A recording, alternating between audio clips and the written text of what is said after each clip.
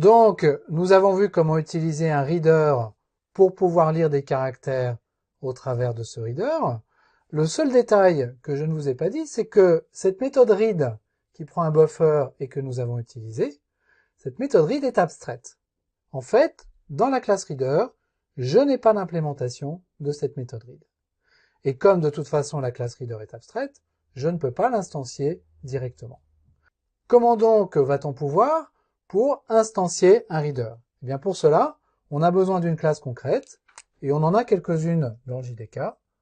Pour créer un reader, reader_r, je peux utiliser la classe FileReader, qui est une extension de la classe reader.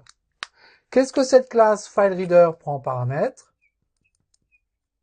Elle peut prendre en fait plusieurs objets, dont un objet qui est un objet file.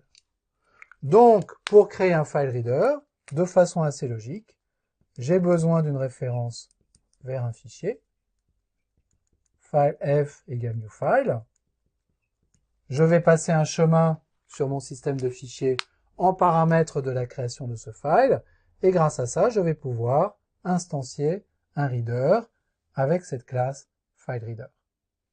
Dans cette classe FileReader, je n'ai pas des méthodes supplémentaires par rapport à la méthode reader qui est abstraite.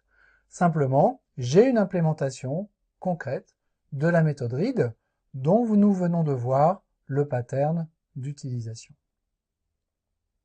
Évidemment, à la fin de la lecture au travers de ce FileReader, il va falloir que j'appelle la méthode r.close